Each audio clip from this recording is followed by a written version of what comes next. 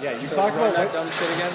You have talked about white belt magic. I don't know that I've ever said those on the words. podcast. I will go back and dig it White up. belt magic. White belt magic. You ever heard me say the words white belt magic? Paul, have you ever heard me say white belt magic? Grant, anybody? Eli.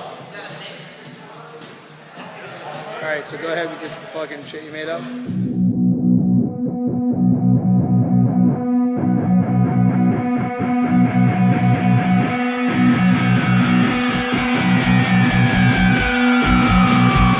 So the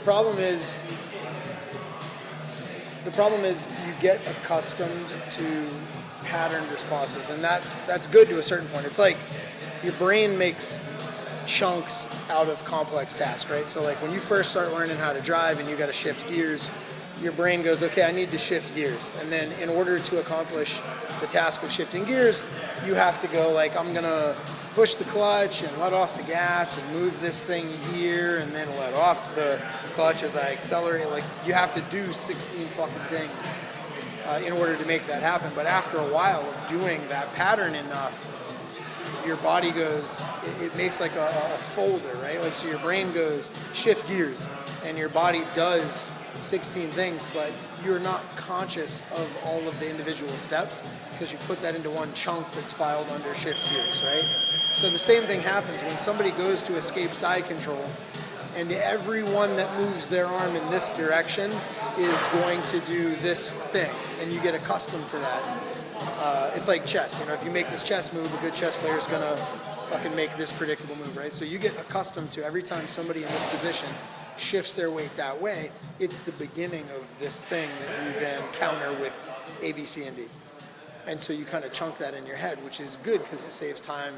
And anything that you automate lets you kind of fly at a higher altitude and think about it. Like David Allen, the guy that wrote Getting Things Done, talks about altitudes, which is kind of interesting. He's like, when you're at 10 feet flying an airplane, you're thinking about the 100 yards in front of you. And when you're at 30,000 feet, you're not thinking about 100 yards in front of you. You're thinking about 1,000 miles in front of you, right? Because your altitude is different, your scope of thought is different.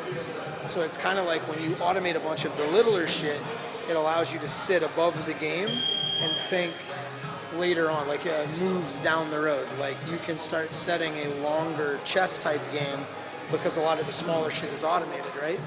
But then the problem is you give up control of those automated things. It's why if you rent a car and the gear shift is different or the clutch has a different catching point or whatever, you start driving like shit until you really stop and start thinking about it because you're automated for the feeling of your car and not this other car, right?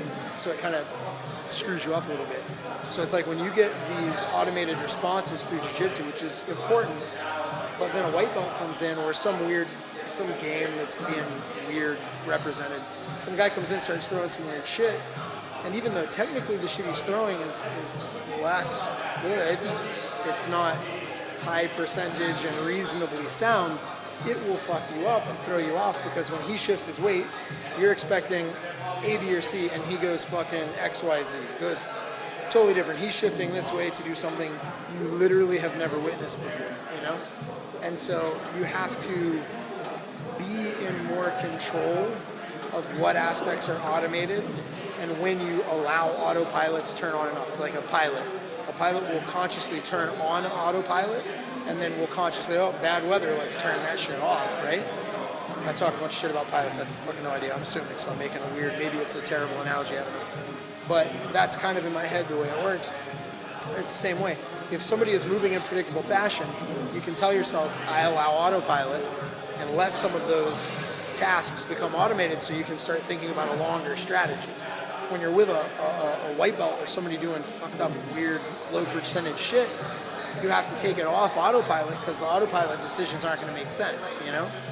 The good news is that people that do weird shit because they're bad, those people are not fighting a very long game themselves. Like they're doing one move ahead. So you can't reasonably predict this long game based on their process, but it doesn't matter because if you don't kind of go automated, you can respond well and correctly teach one of those things. Like you can get in a rental car and change the way you drive based on the feeling of the car.